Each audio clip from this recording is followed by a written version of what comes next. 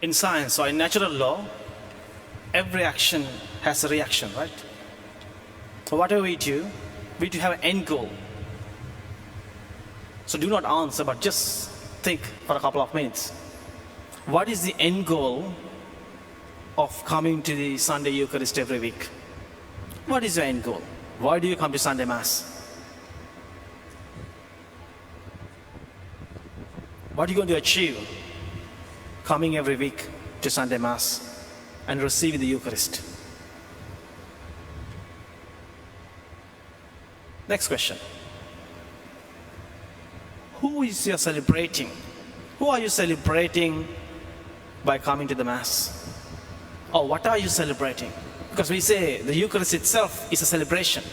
It's thanksgiving. What are you thanksgiving for? What are you celebrating for? In the Gospel today, we heard about two men who came to the temple of God. But Jesus was very clear. There's only one person who went home with that peace from God. So how often you come to Mass? Every Sunday or every day? At least every Sunday? How often you feel you are the same person who entering to this church or any church you go to, that you have changed for good as you leave these doors?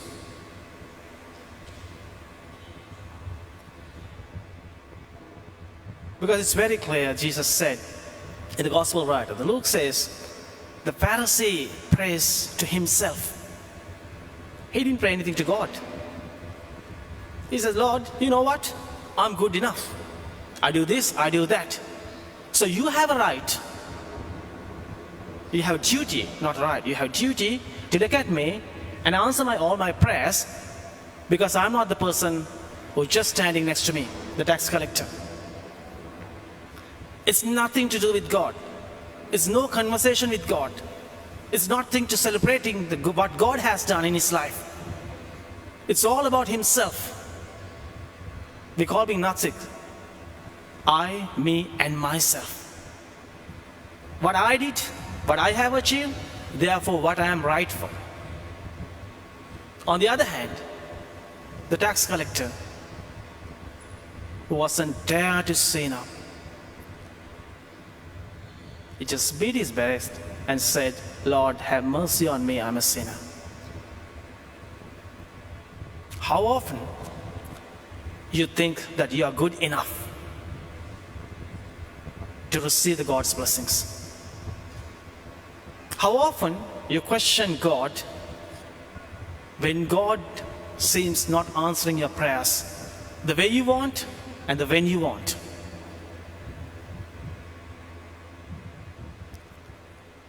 Most of the time when I go to schools, the regular question the students are asking me is, why the bad things happen to good people?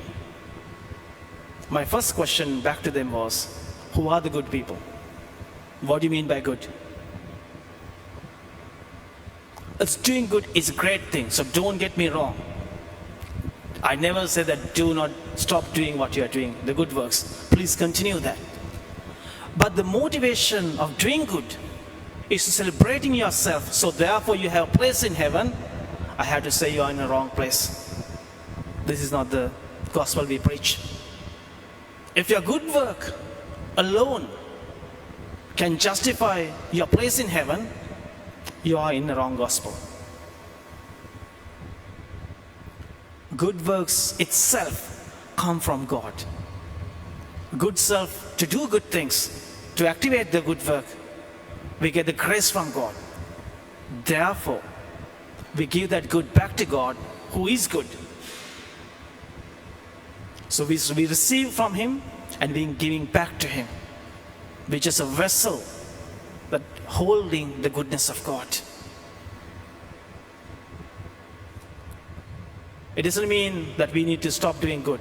The world will be chaos. But the end motivation is to celebrating yourself. I call this a fake piety. Then motivation is to being prideful. I'm better than the other person. We call this a fake piety. Doing good leads you to be more generous, Be more humble.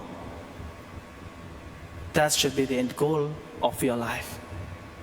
Because God is not impressed by the things you achieve. Of course, He celebrates. He's the Father. He will celebrate you. He will celebrate with you. But He's not impressed how many things you have done. But He will be impressed by the heart you have put into that good work. You may not be able to be the big NGO person who doing all the work. But how much you love put into that small work you can do. Starting within your own family, within your own friend circle, in your own church community. Could be just do the reading at the Mass. Could be just do the collection. Could be come to do the cleaning. But how much love you put, how much intention you put into that action, that matters. So dear friends, let us ask God grace to celebrate Himself in our lives every day. And to seek His will, not accidentally, but intentionally. If anything happens, we say, this is the will of God. That is accidentally. Because we don't have any choice. We have to follow Him. But how long and how much intentionally, in daily basis, you seek the will of God in everything you do, in every step you take. That counts. That matters. So let us ask God grace to have the heart of meek and humble and contrite. To come before God, not because we are worthy enough, but because of God's grace, which works in us. We give praise by the grace of God. We do good things by the grace of God. As the gospel says, we are just a vessel of God's grace. Amen.